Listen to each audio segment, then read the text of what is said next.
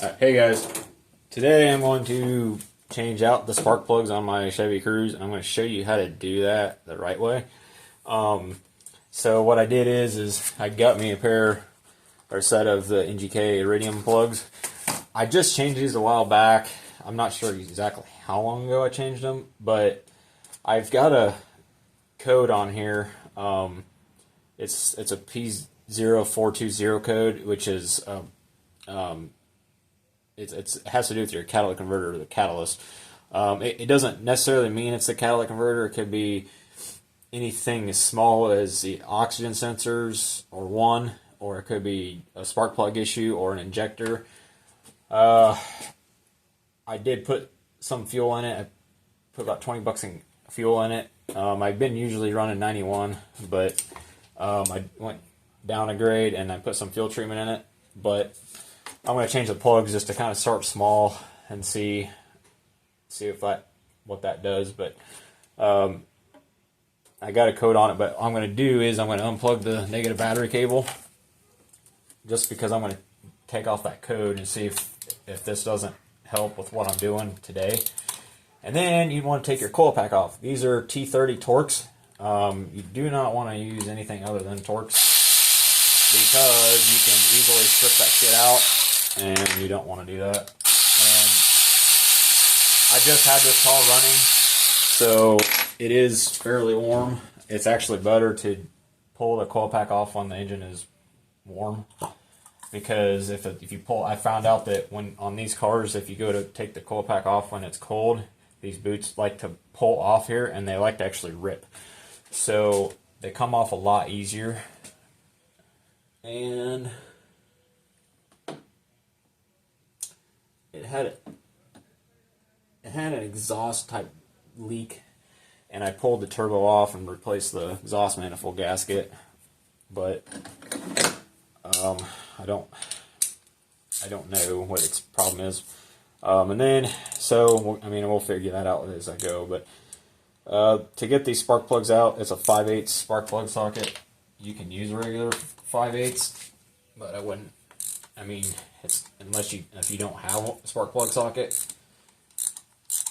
But it's a lot easier to have one that is a regular spark plug socket, because then it holds the plugs, taking them out and putting new ones in. That way you don't risk dropping one and fucking up the electrode in. I've seen videos on YouTube on how to do this, and it's not the best way to do them. Wow.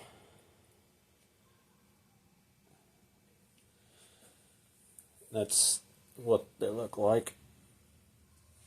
A little bit of carbon on there. Not terrible, but just going to take some precaution and throw a new set in here, because my gas mileage is not the best. So we'll just kind of see what I can do with it and hopefully salvage this situation. Hopefully it's not a converter. I mean, the car's only got 100,000 miles on it. Well, not even that. And when I had the cat off just recently, when I took the turbo off, I looked inside of it. Of course, I couldn't shine the light straight through it, but I shined it through and I couldn't see anything going through it. And I looked at the oxygen sensor that was on there, and it didn't look all that bad, but it didn't look the greatest either. So if nothing else, I might go ahead and throw a new set of oxygen sensors in it which is kind of funny, because I just bought a set and I sent them back because I didn't think I was going to need them. So the spark plug gap on these is supposed to be anywhere from 26 thousandths to 28 thousandths or 30 thousandths. And you always want to double check these. And you don't need to force it. So what you're looking for is on when you have these coin style gap gauges, you look at it, you slide it you start from the smallest end, obviously. Some people don't know that. Some people are just too stupid to figure it out. And you just slide it until it stops and gives you a little bit of resistance. That will give you a clear and accurate reading of what the gap is on that spark plug. So now once you've checked it, and I haven't had a spark plug from NGK not be gapped right, but it's always good practice and good measure to check them before you stick them in the car. Because you don't want to have a plug or plugs not, be gapped right, and then you're having issues then, and you don't want that. So you put these in here, checked it, you put them in here, you throw them in by hand, give it like 5 turns, so that way that there's enough thread in there that it's kind of solid, and then you just easily tighten down with the ratchet. And I think the torque spec on these is 11 foot-pounds, but if you can get them to where they're just snug, then you're good. Now this is the problem I'm having now, is because that boot wants to stay on the freaking spark plug, and I do not want that. So this is going to be an issue.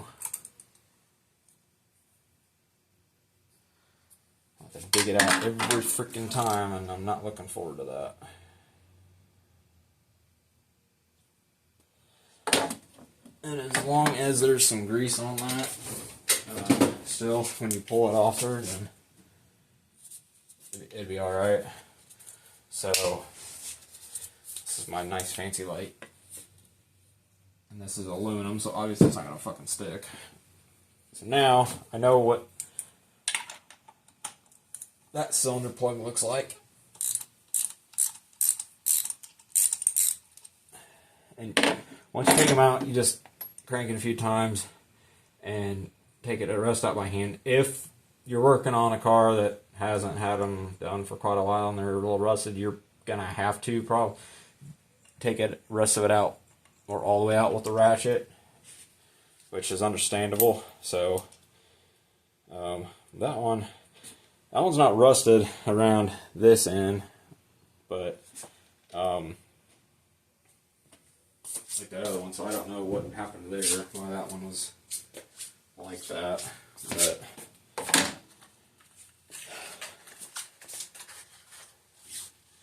those are AC Doka ones too, which a lot of people don't know.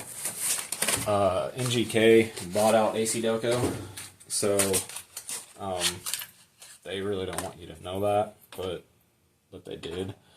So it's basically, when you buy an NGK plug, you're buying an AC Doka plug, but I really don't know or think that they're made the same, but who am I to judge? I've had decent luck with either one.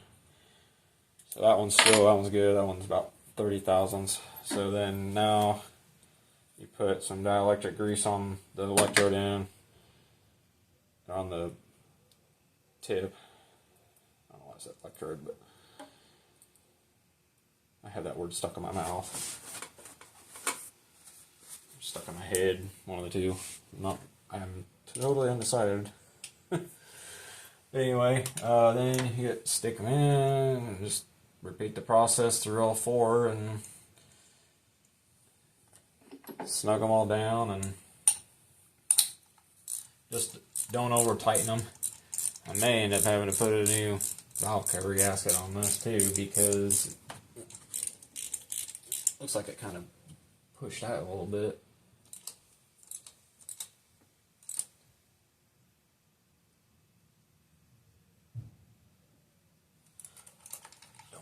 Oh, you bitch. Does it every time, and I don't know why.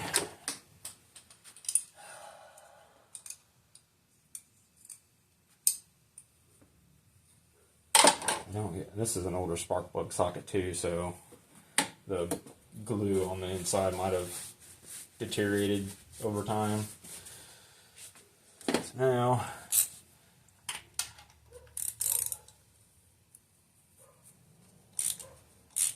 got this. And I don't know for sure if this is really going to fix my problem entirely, but it's a start. Because my theory is, or philosophy, or saying, whatever you want to call it, is to start with the least expensive part first. Because you just don't want to go jumping in and buying the most expensive fucking part.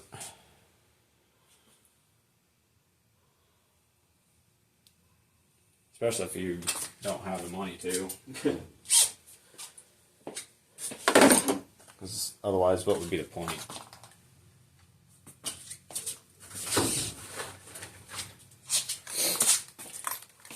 And I bought these plugs on Rock Auto. I think they were like $26 or $28 for this set, which is not bad. I try to shop local when I can, like O'Reilly's or something, or Napa. But the problem is either one of them is expensive, and I'm about saving some money, especially if it's the same part. So if I can save a few bucks or whatever, and especially if it's a big chunk, I'm gonna go somewhere else and get the same part for less.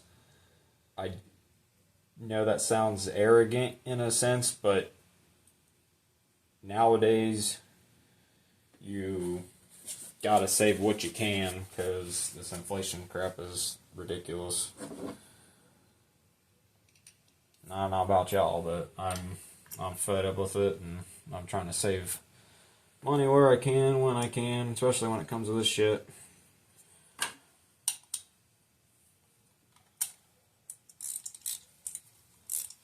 I know my ratchet looks cheap, but trust me, it's a Blue Point, which is Snap-on basically.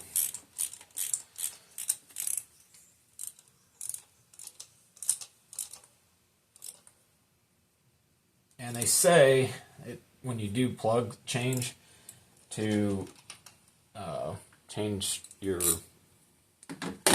on plug boots too. You can. I did it. I changed them out the last time I did these plugs, and I kind of look at them every time I do a plug, and they don't really look that bad, but I almost thought I should put new ones on it, but oh well. It is what it is. And now, the last one.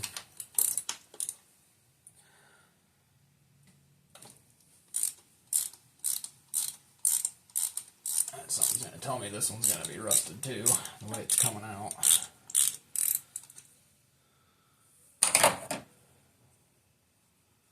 It may not be, I don't know. It just seemed like it's coming out like the first one did.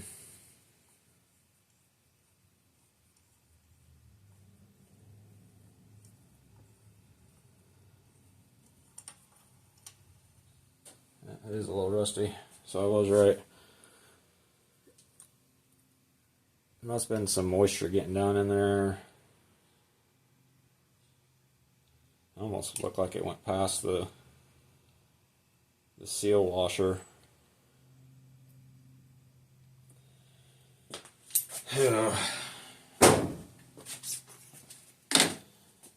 Last but not least,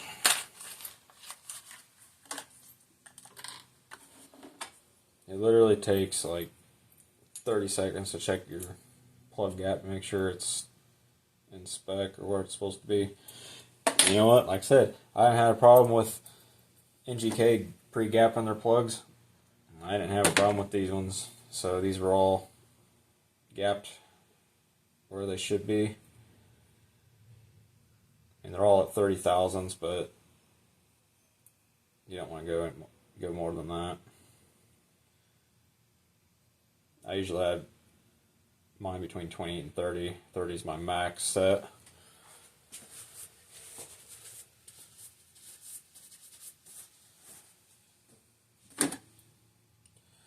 So I guess we'll see what this does with new plugs in it. Hoping that this fixes it, or I'd be surprised if it does, but I don't think it will entirely. But like I say, start small and see what that does.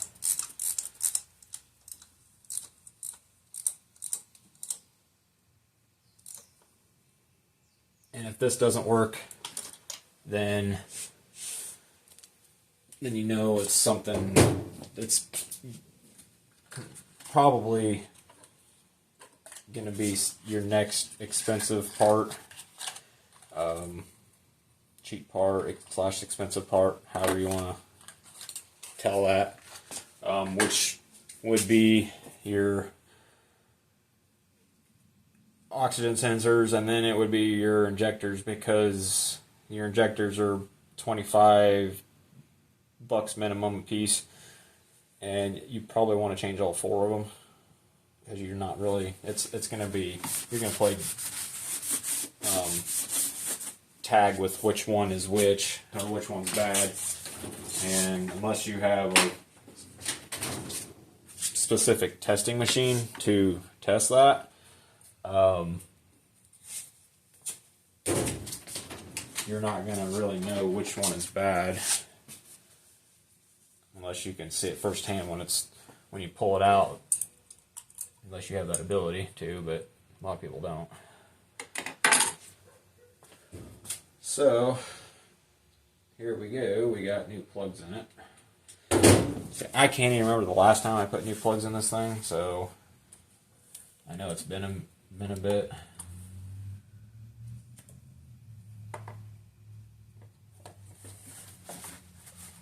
I almost should put new fucking boots on this thing, but these ones don't look. These ones look fairly new still, and I just put new ones in it. Shit, I don't even remember when the hell I put new ones in. Honestly, like I can't even really remember. But there's that, and then you reinstall your 2 T30 bolts.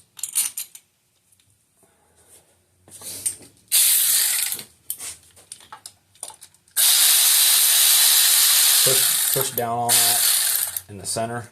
You don't need to like use almighty force, but just get it down to where it's going down square, because you don't want to like have one of the boots not sitting on the plug all the way like it should be. Okay, now if you'll look,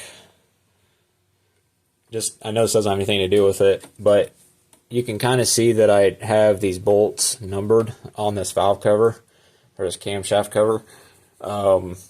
There's a reason for that. So, and I'm going to have to go and remark them too when I go to take it off. But whenever you do a camshaft cover, there is a specific torque sequence for this. So when you tighten it, you have to do it in the order that it's supposed to. A lot of people don't, and I've seen that on videos on YouTube, and people don't do it, and they fucking should, and I call them out on it, because they shouldn't be doing it if they don't know how to do it right. There was a video of a guy that did an oil change, and he couldn't even do an oil change right. A simple oil change, and he couldn't even do it right. But when it comes to this, you need to follow the tightening / torque sequence, because this valve cover has to seat with this gasket right, and if you don't do it right, that gasket will not sit the way it's supposed to as you tighten it down. And I was seeing people go here, here, here, and then all the way around, or start whatever, and they don't follow the sequence. It doesn't matter when you're taking it off so much as it does when you're putting it on. Taking it off is whatever. But when you're putting it back on, yeah, it does. Because this has to tighten evenly with the gasket. And if you don't follow that torque sequence, you could have a leak. especially if you'll have a leak if you don't pay attention and you don't put RTV sealant on the on both sides where the timing cover meets the head. That's where some people don't pay attention, and they don't either put too much, or they don't put enough, or they don't put any at all, because they think that gas is supposed to seal it. Well, no, not really. It's not going to seal that. That's why they put RTV sealant right there. Just same way on the bottom where it meets the oil pan. You have to put the RTV sealant down right there on the bottom of the timing cover when you're doing a timing cover gasket replacement. And I'm going to be doing that on my mom's Cruze, so I'll be making a video on that too. So yeah, I got a whole list of videos I'm going to be doing with that, and I'm going to try and remember how to do them in order too, or do them as I go. And do that, put your cover on, and then reattach your negative battery cable if you need to.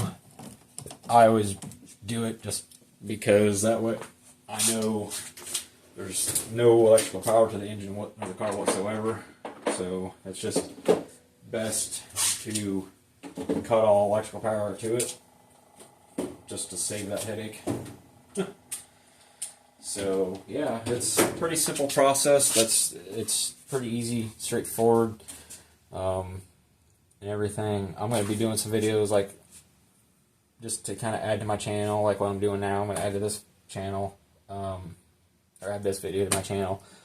Of course, I didn't think I'd be doing it for 20 plus minutes, but here we are. Anyway, just wanted to go be very thorough with it and how to do this right, because there's a lot of fucking videos on YouTube that people make videos on how to do different shit, not just the Cruze. I've seen people do videos on other cars that I was working on that I had never worked on really, and I've seen them do it the wrong way even on that, and I haven't even done it myself yet. So, but you know what? I did. I've done a lot of work on these Cruzes and stuff, and I've seen videos on YouTube on how to do this and how to do that, and I gotta tell you, it's a little scary because these people are making videos and they don't even know how to fucking do the job right. And it's like you're teaching these people how to do it the way you're doing it, and that's not the right way to do it. So yeah, it's scary because that's not the right way to do it. So yeah, it is a little scary and intimidating that these people are making videos and they shouldn't be. So just gotta check and make sure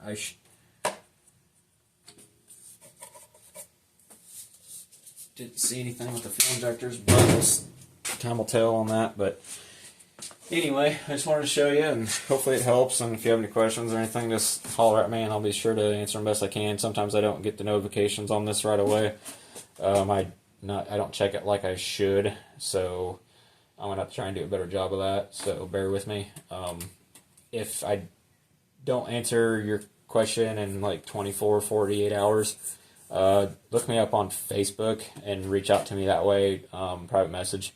I frequently check that.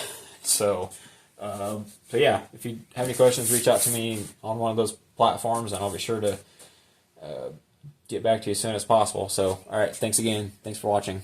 Have a good one.